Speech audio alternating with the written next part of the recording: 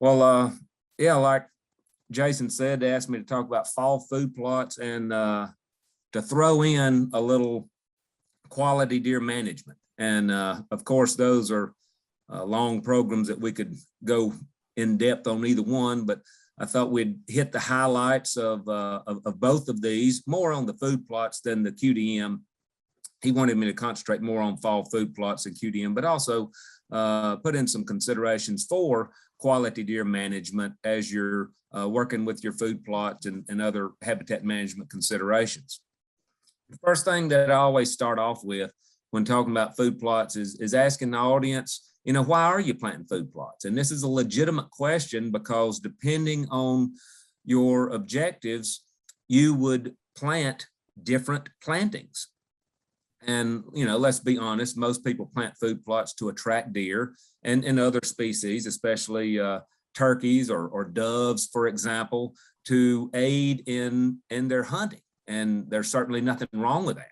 But a lot of people also are trying to increase the nutritional carrying capacity of their property, obviously by increasing the amount of high quality nutrition that's available to deer because they wish to see increased weights and antler sizes by age class. And that's certainly something that can be done with food plots. But again, you wouldn't plant necessarily the same thing.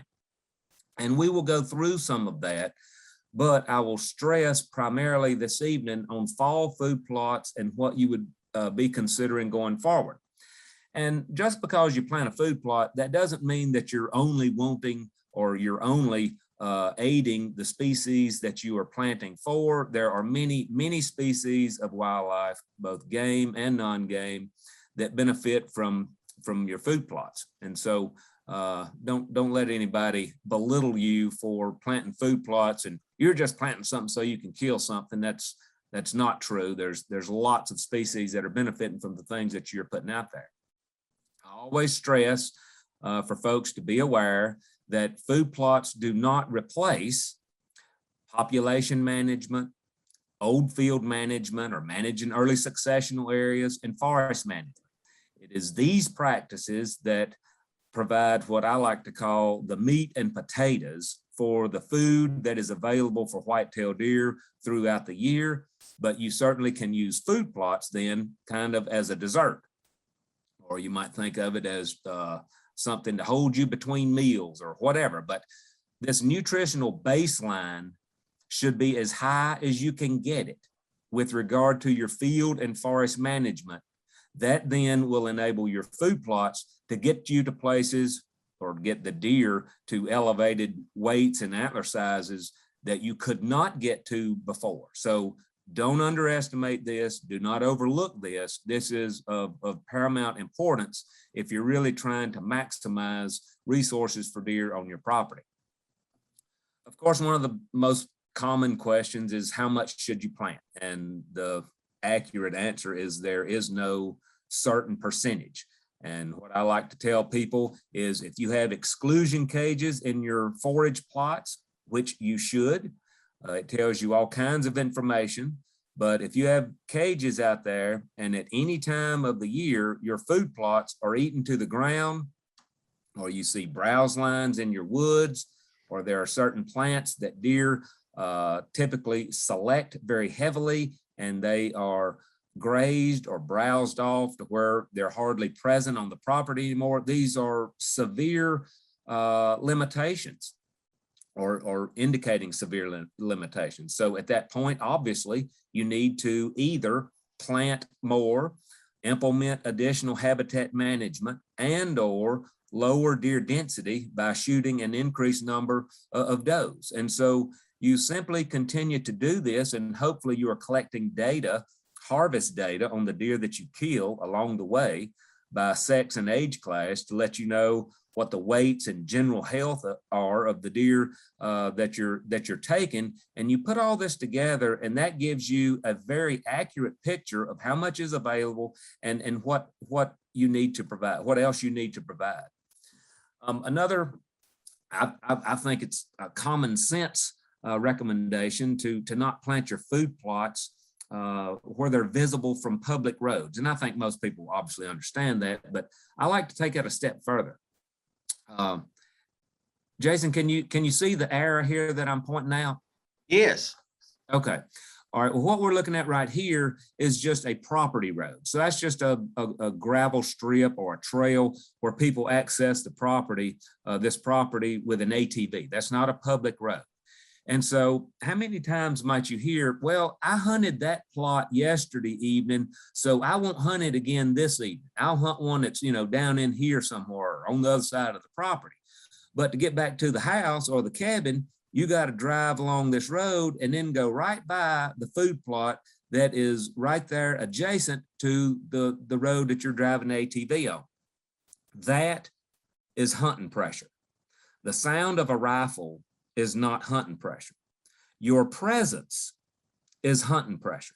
So you driving by this food plot just before daylight or just after dark is the same as if you had hunted here and spooked deer coming in or going out. Now, alternatively, here are a couple of food plots that are on a spur road off of the property road. And so here it's at least, and my recommendation is at least 50 yards off of a road.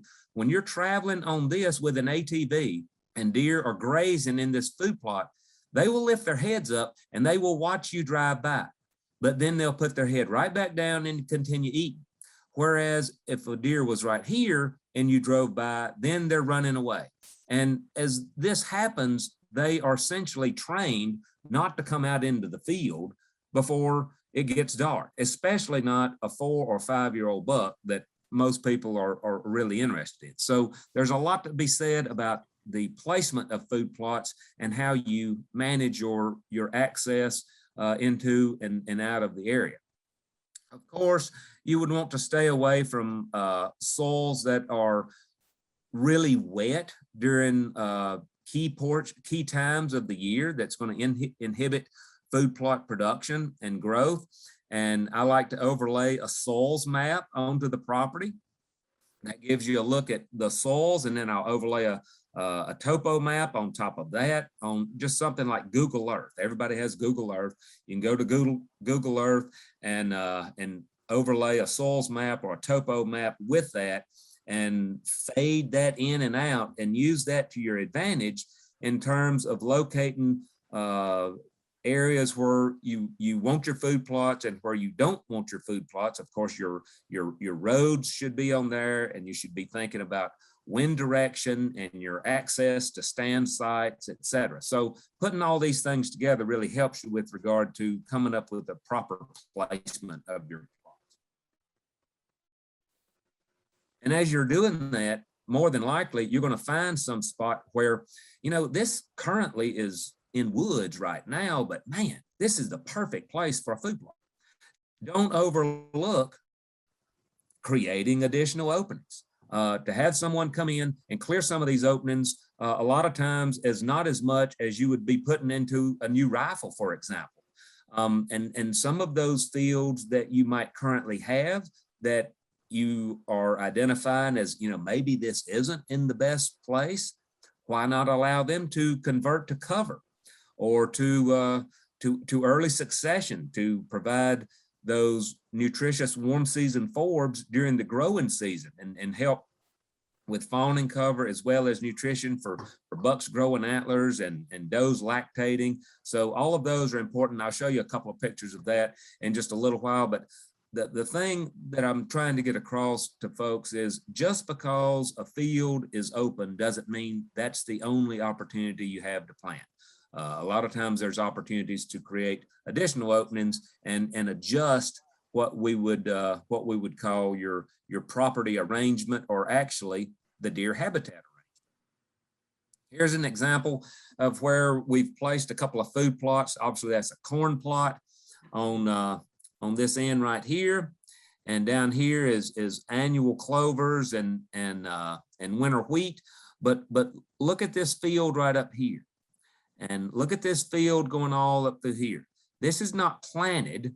This is just allowed to grow into early successional vegetation. high quality forbs that deer select. We've killed the grass, especially the tall fescue that was in these fields, just allowed the seed bank to germinate. We will go into these fields once per year, once, and spot spray using either an ATV or an open cab tractor and kill the plants that we don't want and leave the plants that we do want. It's just that simple.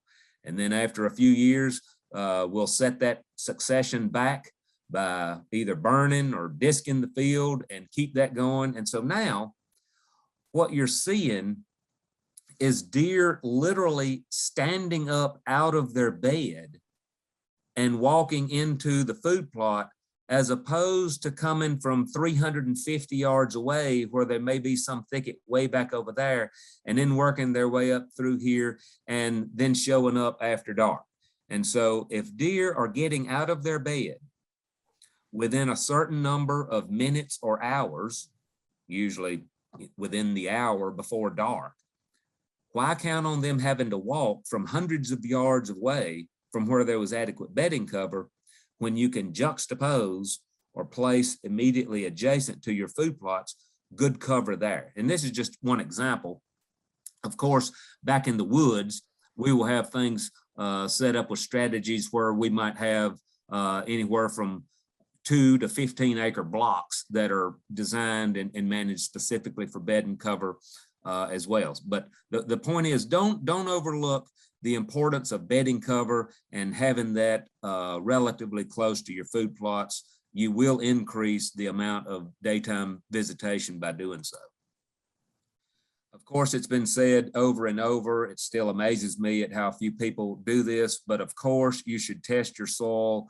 It's cheap, it's easy, and there is no better information with regard to how much you're paying for it to find out what the pH and nutrient levels are in the soil that you're planting. And then of course, to get accurate recommendations for the amendments that you need for what you're planting on that site.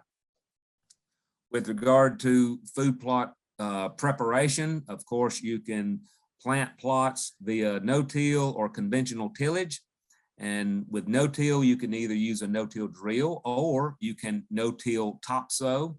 Of course, no-till planting conserves nutrients and moisture, and the organic material, and that's the plants that are on top of the ground right here. As those plants die and decompose, they slowly become organic matter, which then builds topsoil, slow releases nutrients, increases water infiltration, and over time will reduce the amount of amendments that are needed to the site, especially with regard to fertilizers.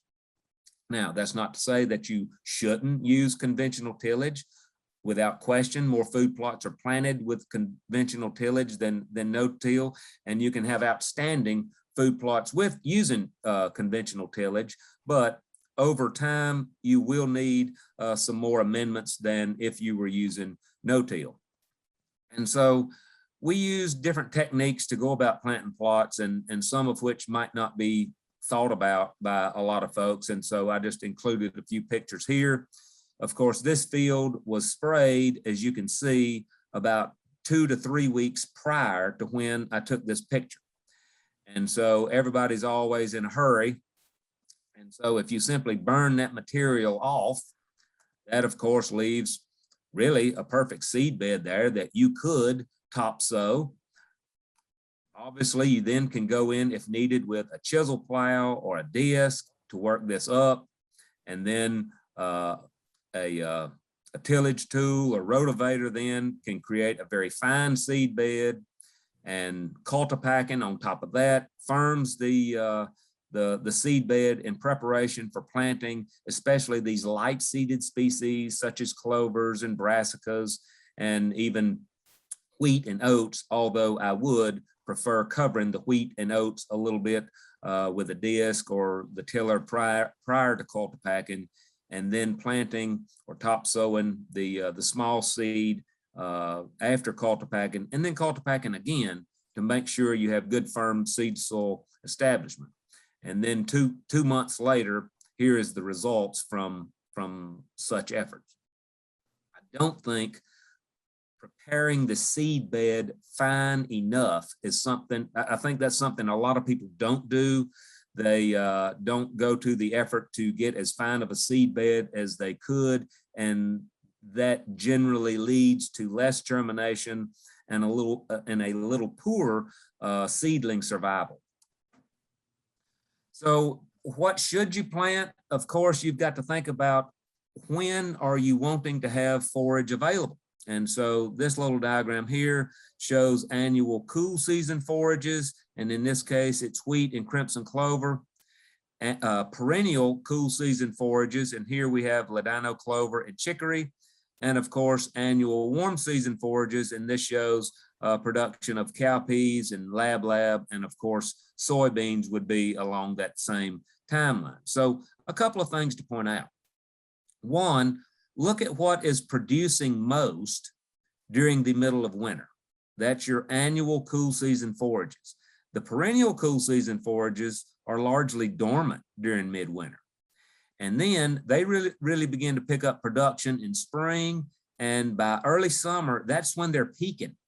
And of course, if we have decent rainfall, we might have good production on into August, but a lot of months or a lot of years, it starts getting really dry. And so this production can really wane by late August and late July and going into August. But also at that time, you've planted warm season plots. And so that then takes over and it fills this window when the perennial cool season forages are going down. And it would be about this time, of course, that you are planting the annuals. And so that's how you can use different food plot plantings to fill all of the windows of possible food limitation through the year. But again, I stress that you need to concentrate on managing your fields and woods as well as possible, and finding out when the naturally occurring foods on your property are at a low level, and then filling that in with food plots, as well as planting some of these other cool season crops that of course would help in your hunting. And I know most people are interested in that.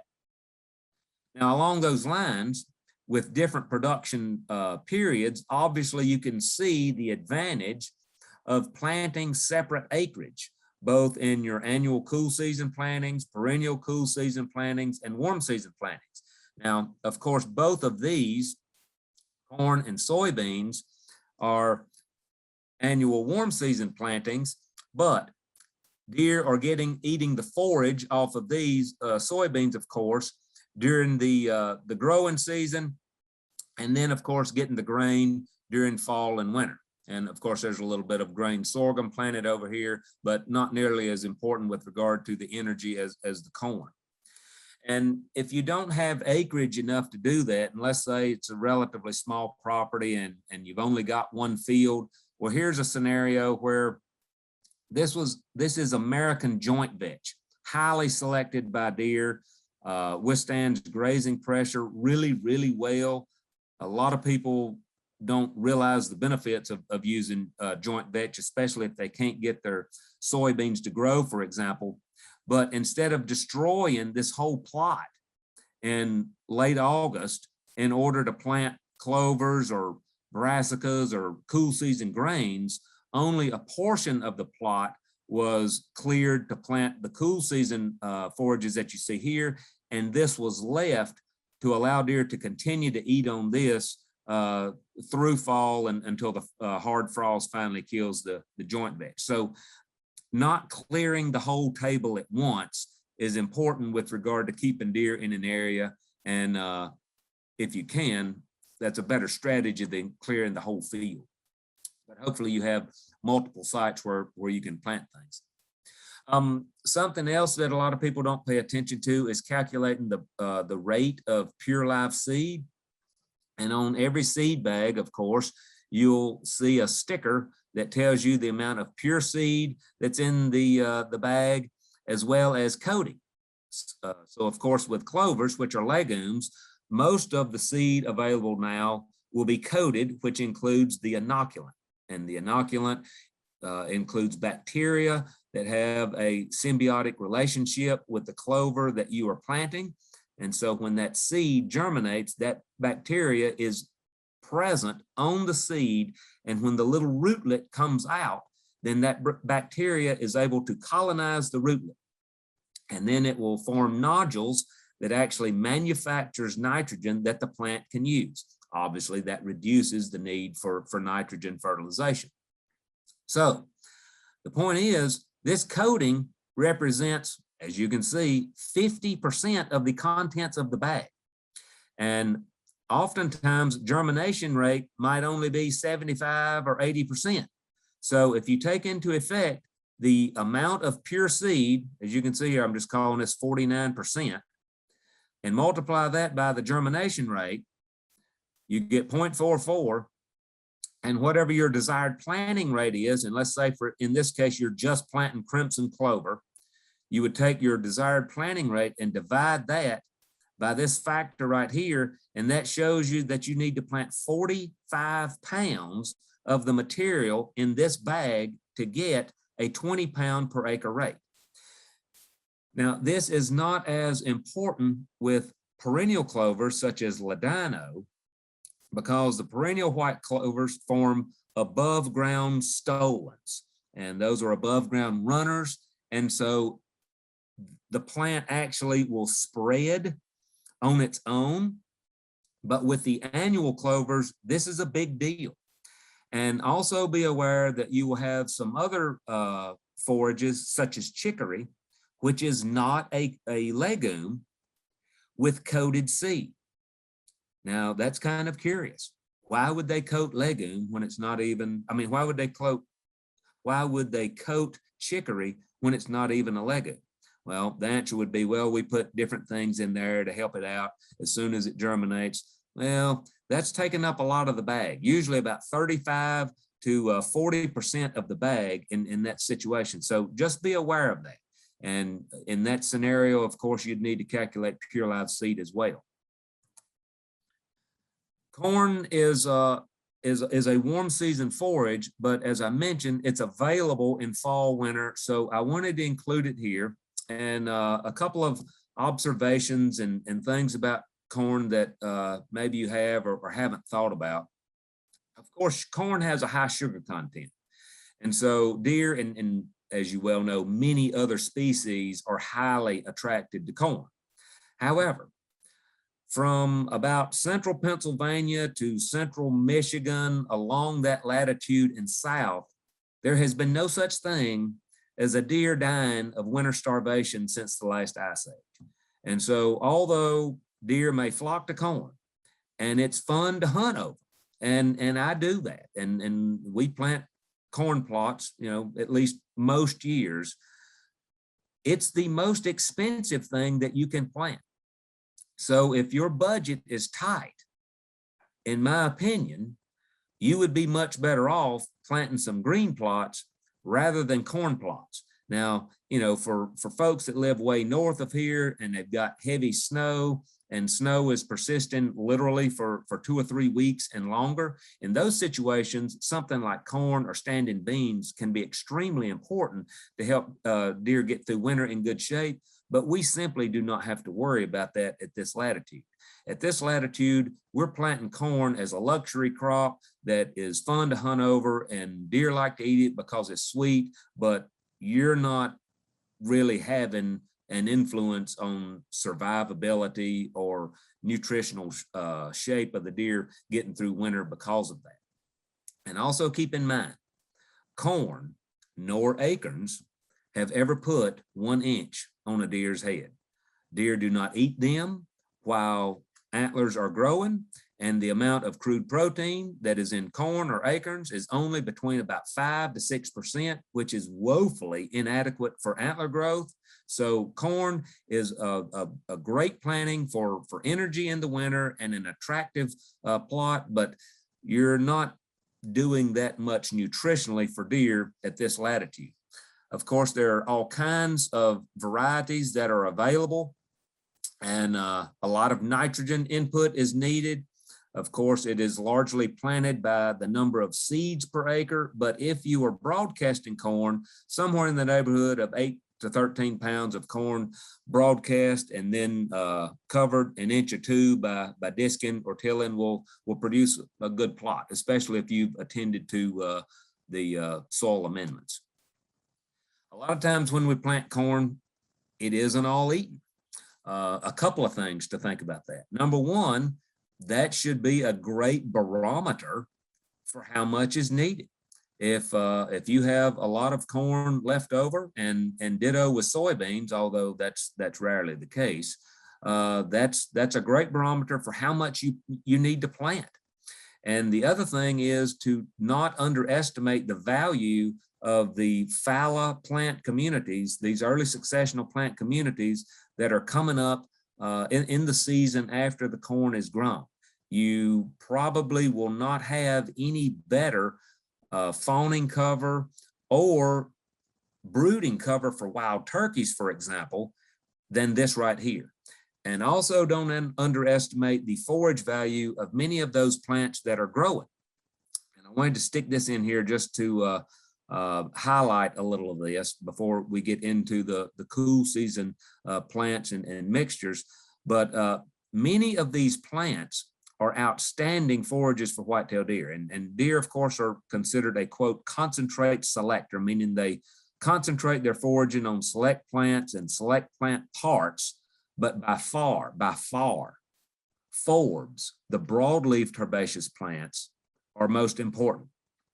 And even brambles, such as blackberry, you can see the amount of crude protein and relatively low acid detergent fiber levels, which is very good. In the young leaves and even in the older leaves, you have the maximum amount of crude protein that is needed for antler growth here.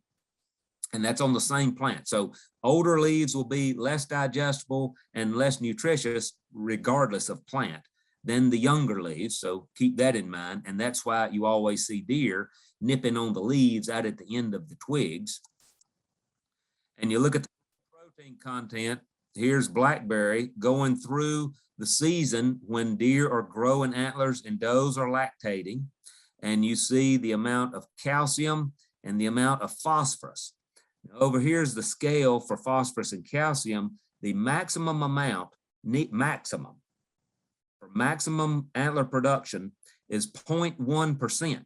So you see the amount of phosphorus is way in excess of the maximum needed for deer, and the maximum amount of calcium is 0.3%, which would be right here. So blackberry exceeds the nutritional demand for both maximum antler production and lactation. The same is true for plants such as pokeweed, as you can see here. Very common things that we find on all of the properties around here in East Tennessee and up on the plateau. Common ragweed. Look at the nutrition that's available in common ragweed. And notice that I took these pictures of these, quote, weeds in food plots. So we'll get to more of that towards the end, but keep that in mind.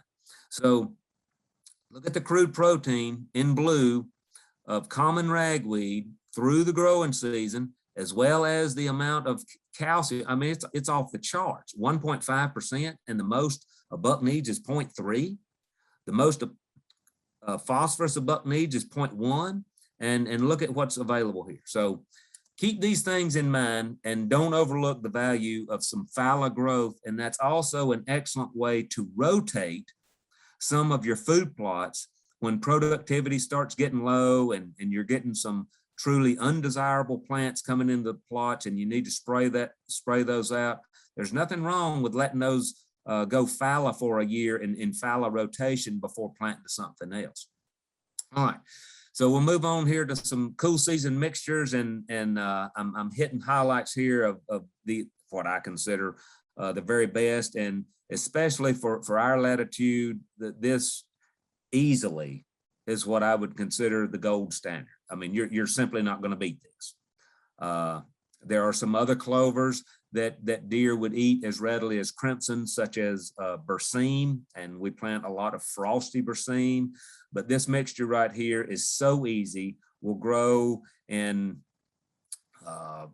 soils with a pH in the high fives, the amount of phosphorus and nitrogen input is low. These plants germinate very quickly and grow well in our region. And this is, I mean, it's as easy as you can get with regard to food plots. So planted in late summer. Here's a plot in fall after planting, and then through the winter at our latitudes. This is what the plot will look like: green, growing, photosynthesizing, extremely palatable and nutritious at this time. And then going into May, the crimson clover flowers and dies. Here's the crimson clover. It's already turned red and died. And here's the wheat that's seeded out. And then here comes the arrowleaf. This is why we put arrowleaf in this mixture. The arrowleaf really doesn't start growing well until April, and then by May, it's up here nearly waist high. We go into June, it flowers out. Deer are continuing to eat it. They're eating all of the wheat seed heads because we planted an awnless variety of wheat and not one with awns. I'll show more pictures of that in just a minute. And then by July, when the arrowleaf is done, the whole plot is dead. So now you see various, quote, weeds coming into the plot. Let that sit for a little while. And then by the end of July or second week of August, you can spray the entire plot with glyphosate. It's simple and easy as that.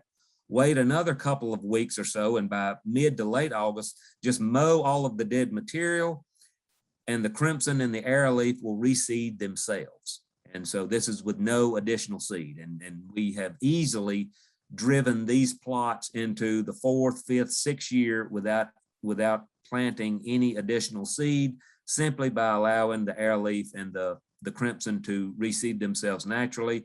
And of course, if you want some additional wheat or oats in the plot, then all you got to do is topsoil some of that in there come late August, early September, and you'll have sufficient amount coming in to help complement the clovers if you want it.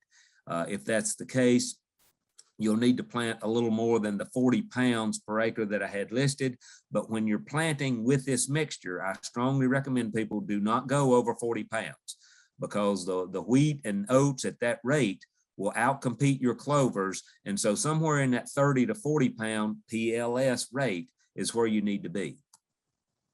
Alternatively, if you have grown a warm season plot such as soybeans, and of course, if you another alternative, instead of adding arrowleaf, because arrowleaf goes into June and July, if you leave it out and you only plant the wheat or oats and crimson clover, and so they are dead by late May, early June.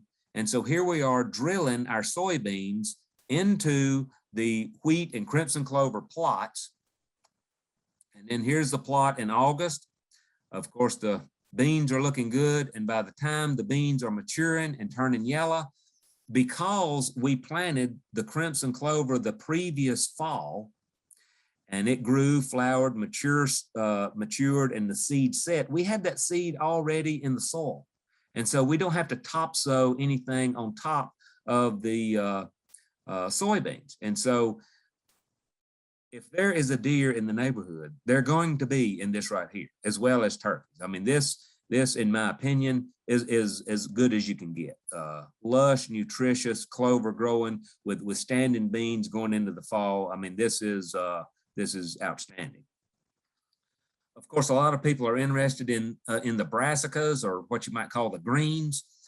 We recommend planting them by themselves, or in a mixture of greens, and not with clovers, and I'll show a picture of that in just a second. But I also try to keep these on more loamy and well-drained soils. It's very important to rotate these to a different site after a year, and especially if you do them 2 years in a row, but I wouldn't even do that because of various diseases. And they like a lot of fertilizer. So to have a really good green plot, you're going to have to pump the phosphorus and potassium levels up at least into the upper medium range, and really I like to do it into high range. And of course add about 60 units of nitrogen at planting, and then I will come back and add additional nitrogen in fall or winter after the greens grown up, 10 to 12 inches tall. And this is why we don't plant the clovers with the brassicas, because the clovers, and this is a daikon radish, the clovers are typically shaded out unless you reduce the seeding rate of the brassicas so low. And if you do it that low, why include them anyway? And so get the advantage of the brassicas by planting a plot of brassicas. And at least in my opinion, I like to keep the clovers separate because they're not competing. And so here's a mixture that we use with radish, rape, and turnips, and it does real well. And you can use something as simple as Treflan pre-plant incorporated. It does very good at keeping, some various weeds out. And then of course you can use a grass selective herbicide such as clethodim to kill any incoming grasses. Don't overlook the value of wheat. It's just as simple and easy as that. I mean, look, this is outstanding forage for deer. 25% crude protein, only 19% acid detergent fiber, meaning there's a lot of digestible energy here. And of course, this is a selected planting by deer, and this is in a cafeteria style plot with about, 20 some other plantings planted alongside. And if you plant an awnless variety of wheat, such as this, as opposed to one with the awns or beard, if you want to call it that, then the deer will eat the seed heads. And I find this is kind of like free food. And at that 30 to 40 pound rate, you're talking about 1,200 pounds of wheat seed heads per acre. And so that's a great source of energy. The wheat seed heads have high energy content, which is very important, especially for lactating does, also for bucks at that time of year. So this is a good food to have available to them. And even the crude protein content of the wheat seed head is surprisingly high at 12 to 13%. So, that's a good food source. And that causes me to plant wheat certainly instead of rye. And also, especially if I'm interested in turkeys, I oftentimes will use this, although turkeys will eat oat seed heads as well. I generally will lean more towards the wheat than the oats, but certainly not cereal rye or triticale for that reason. Perennial cool season mixtures that we strongly recommend and have found highly selected by deer. You can see this blend of ladino, red, clovers, and chicory along with some wheat. And of course that could be 40 pounds of oats as well if you wanted. And then post-emergence, you can spray that with Pursuit and clethodim to kill the grass weeds. And we tank mix those, the Pursuit and the clethodim. We typically spray once in the spring before warm season weeds germinate. And then we spray once in the fall before cool season weeds germinate, because the Pursuit is soil active and it will act both post-emergence as well as pre-emergence. And then of course the clethodim can be applied post-emergence with grass weeds that are actively growing to kill them and keep nice clean looking plots like this if you want. On a little drier site, we like to use alfalfa and red clover along with the chicory. This is an outstanding mixture, of course, to maintain the alfalfa. It takes a little more with regard to the nutrient input, and getting the pH up to 7.0 is important. And of course, spraying alfalfa weevils in spring and when they come around is very important, but that's something that needs to be seen to. It's a little more difficult to drive than the clovers, but it's an outstanding forage. And if you also are interested in turkeys, I keep going back to that because I bet most of you do like to shoot turkeys and are trying to manage your properties for turkeys as well. Although clovers hold a lot of insects, I don't believe there's any plant that holds more insects such as leafhoppers and grasshoppers than alfalfa. And that makes these plots right here really strongly attractive sites for turkey poults once they get up to at least up to a few weeks of age, where they can get through there and get those insects real well. All right, let's talk for just a few minutes about management. This is something that we've worked with a fair amount here lately, and an article or two and maybe a video's gone out in the last few months, but we did some experiments looking at whether regular mowing actually was beneficial or not. And so we took sections of food plots and we mowed some sections and we left some sections unmowed. And we've actually done this for about 5 years, but I'm going to show you the results here of this past year. Here we see on May the 29th, these are pre-treatment data. And so this is in the portions of the plots that are not going to be mowed, and this is in the portions of the plots that will be mowed. And so then we mowed right here where this black line is. Now we collected the tonnage data as well as nutrition data after the first mowing period on June the 12th. Here's in the unmowed and the mowed. By the 26th in the unmowed and the mowed. And then of course, if you read the hunting magazines, you need to mow your perennial food plots at least once a month or something like that. And so we mowed again. You know, it's always interesting to me. They provide all these recommendations and say all these things, but they never show any data. They never provide any data. So here's some data for you. So then we mow it again right here. And so, you know, some dry conditions are coming. And so that the natural amount of clover that is out there, of course, is reduced. Here's in the unmowed sections. Here's in the mowed sections. And might I say also, I'm not showing you estimates of total biomass. I'm showing you what we clip off in these frames and dry and send to the lab are portions of the plants that deer commonly eat. And so, for example, in this food plot of alfalfa, red clover, and ladino clover, we're not just clipping it all off at the ground. We're only clipping those portions of the plants that deer would eat, not, you know, any large lignous stems, for example, of alfalfa or even red clover. And so what you see is the mowed sections never really catch up to the unmowed sections. And then if we look at weed coverage, it's interesting. Now, this is not many weeds, because what did we do prior to this? We sprayed all of these plots. All of these plots were sprayed with clethodim and pursuit. But as you can see, as we get into August and the dry conditions and the clover is going down in productivity, what that does is give more open space for weeds to grow. And so by going into late August, we're looking at 50% coverage of weeds in the mowed plots, as in mowed sections, as opposed to the unmowed.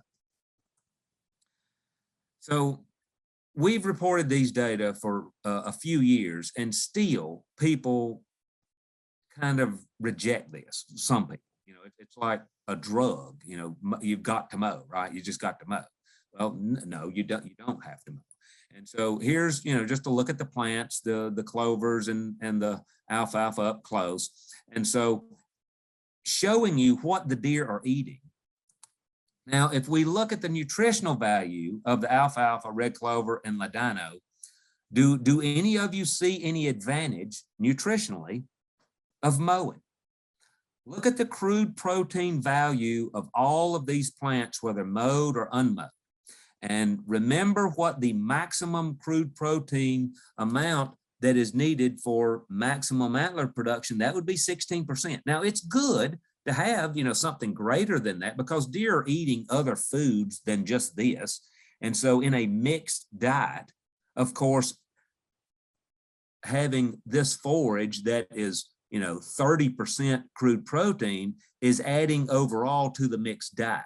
But the point is, there is no way you could argue that mowing is helping overall increase the nutritional value of these plants.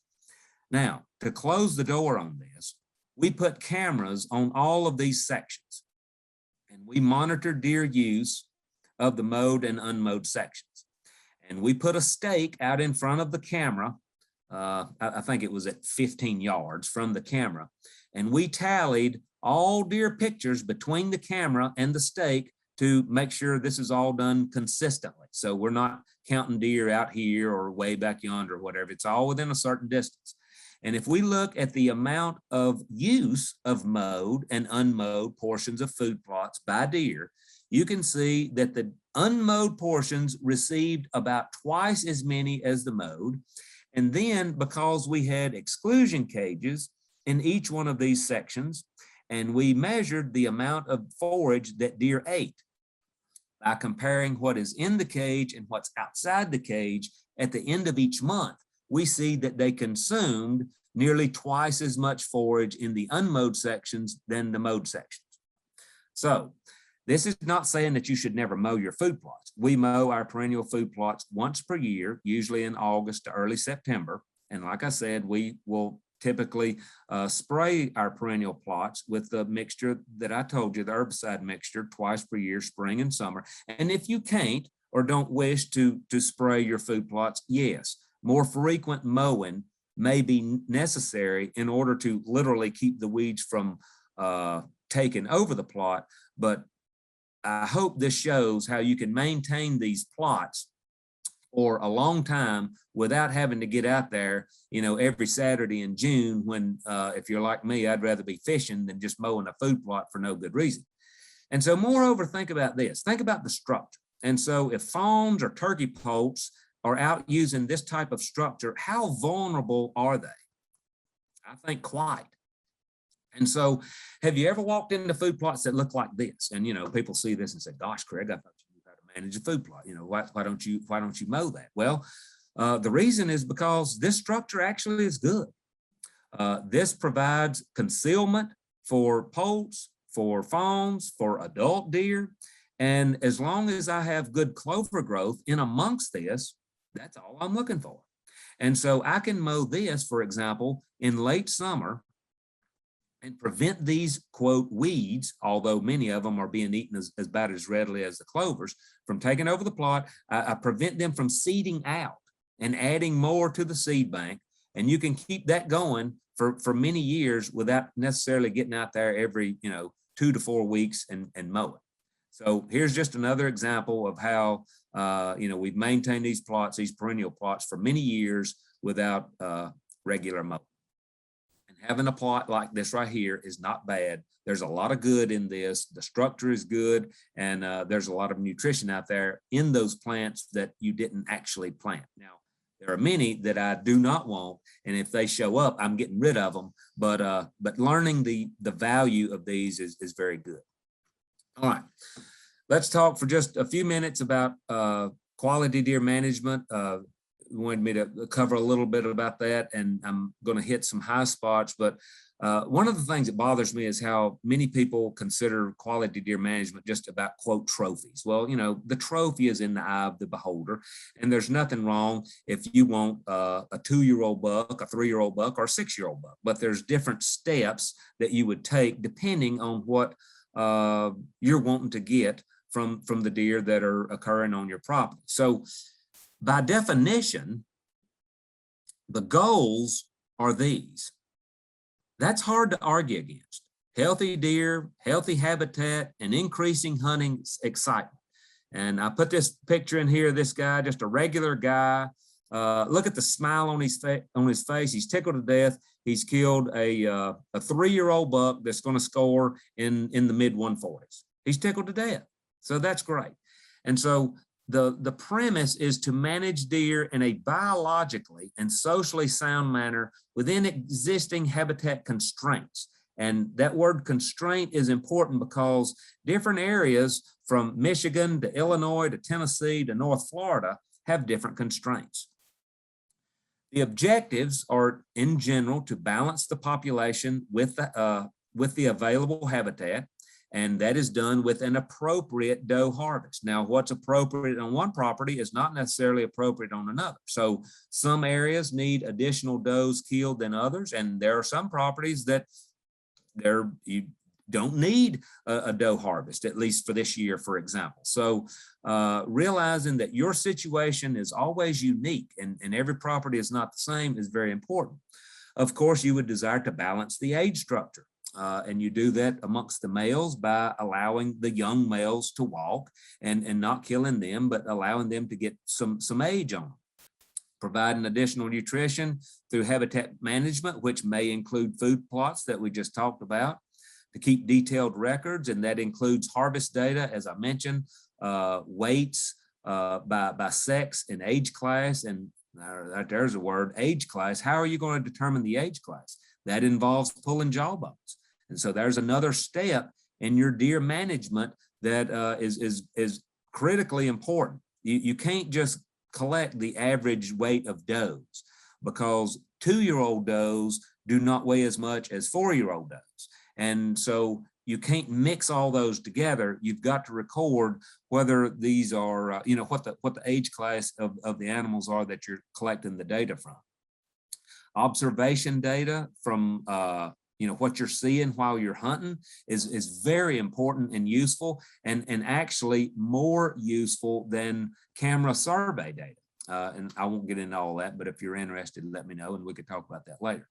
And of course, writing down your habitat management data. I mean, I can't remember what I sprayed from one field to the next, or hardly what I planted. So, keeping a notebook is very important with regard to keeping up with what you've done. And what you're doing is just allowing the herd to reach its potential by adjusting the numbers of the deer and the amount of nutrition that they have to help you meet your objectives. And so number one question that always comes up is which bucks should I take and which should I not? And for the vast majority of people, it's one that protects yearling and 2-year-old deer. And now some people might just say, okay, I'm very happy with a 2-year-old buck. Well, that's fine. There's nothing wrong with that. There's nothing wrong if you don't want to practice quality deer management at all. But for those who do, at the most minimal level, you want to not shoot the yearlings. And for most people, that would include not shooting the yearlings as well as the 2-year-olds. In general, you would want to allow the bucks to at least 3 years of age before they're eligible for harvest. And you don't want to, quote, high grade the young bucks. And what that means is shooting either yearlings or 2-year-old bucks, for example, that have on average the highest score, Boone and Crockett score, the antler size for their age class or age cohort. Likewise, the restriction should not protect small racked mature bucks. And so if we look here at the distribution of antler size amongst 3, 4, and 5-year-old bucks, of course, there's a bell-shaped curve. Most 3-year-olds, as you see here in blue, are going to score somewhere around 100 inches. And these data are from the upper coastal plain of Mississippi. So there's going to be some 3-year-olds that only score, 68, 70 inches. There's going to be a few 3-year-olds that might score in the 140s, but most of them are going to score around 100. And I chose this data set because this is consistent with another that we have collected on the plateau, where the average 3-year-old deer walking, not the average one shot, scored 100 inches. And so if we look at the average score of 4-year-olds, we see it's around 114 inches. And the average score of a 5-year-old is 120 inches. But notice that some 5-year-olds might only score 80 inches. And some of them, very few, but these are the ones you're really looking for, most of you, would be in the 160s. Keep this bell-shaped curve in mind. And if spikes are prevalent, that's probably because nutrition is limiting or the timing of when that buck was born, not genetics. And I don't have time to get into all that, and I'm about to run out of time as it is. But there's always going to be some spikes in the population. Don't worry about that. You just don't want to see a majority of yearling bucks as spikes. If so, then that's overall showing a nutrition limitation. So what is the best restriction? Without any question, it is age. And what, again, we strongly recommend people to do is learn to age deer on the hoof. This is not an exact science, but believe me, in general, this is as easy as counting the antler points. Once you begin to do this and get used to it and start looking at pictures and thinking about this, you will pick up the body conformation and characteristics that are typical of these age classes very quickly. And once you start doing that, as soon as a deer appears and you're on stand, all of a sudden you're looking at its age. You haven't even hardly noticed or looked at the antlers. It's just that conformation hits you as soon as you see the deer. And with this, there are no genetic implications, and this automatically prevents any, quote, high grading of the younger age classes. So for example, if I go back to this chart, if you selectively shoot 3-year-olds that are in the 120s or 130s, look at the ones that you are leaving to get to 4 years old. And so you are leaving those smaller racked bucks that are 3-year-old to become 4-year-old. And so over time, you will see a reduction in the antler size by age class, simply because the higher scoring younger bucks were taken. And so here are data. Again, these are from Mississippi off of several WMAs. And the blue is pre-regulation data collected for 5 years before Mississippi implemented a 4-point restriction. The bucks had to have 4 points before they could be shot. And so in the red, that shows you the average score. And these, by the way, are only 3-year-old bucks. So here is the average score of 3-year-old bucks before the regulation on each of these wildlife management areas. And then here are data from 4 or 5 years post-regulation showing how the average score of 3-year-olds now has dropped because the higher scoring young bucks have been killed. That shows how antler restrictions with regard to the number of points or a spread or what have you actually can have adverse effects down the road. And so my question is, in looking at this 5-year-old buck, why would he not be eligible to shoot? You know, if it's a 13-inch spread restriction, or if you go to some WMAs out in West Tennessee right now, there's a 9-point restriction. So this deer effectively is protected for the rest of his life, and all he is going to do is eat food that other deer could be eating that would be growing larger than him. So there's no reason that this deer should not be eligible for harvest. And lastly, I'll just go through these age classes and quickly talk about some of the body conformation that we would be looking at. And of course, with yearling bucks, we're talking about these dainty type faces, small, thin necks and bodies. And look how long the legs appear in relation to the body. Very, very common. And I threw in one of these. I have a whole bunch of them, but here's one of deer that was tagged as a yearling. This is obviously a spike yearling buck. And so here is this deer at 4.5 years old, showing that, of course, that old thought of once a spike, always a spike is of course nothing but a myth. But I would bet that most of you looking at this would probably shoot this buck right here, a classic 4-year-old body shape, and showing what even a spike is capable of producing if he's just allowed to live for a few more years. And there's another look at him from a different angle. 2-year-old body, 2-year-old bucks, of course, the face in general still appears to be a little larger than the neck. The neck has not grown that much yet. The legs in relation to the body still have that appearance of being fairly long. The stomach and the back, as you can see, are taut, and they're starting to get a little muscling in the shoulder and still with a thin waist. And of course, the antler size can vary. And I'm trying to show you pictures of maybe a small racked one or a larger racked one within that age cohort. With the 3-year-olds in general, at that point, the face is not larger than the neck. The neck has developed, it's relatively full. The chest has begun to get deeper. The legs begin to look more in relation as you know, how you figure they might ought to look in relation to the body. The back and the stomach still are taut, but you're seeing a filling out, and the front now is about as large as the back end of the animal.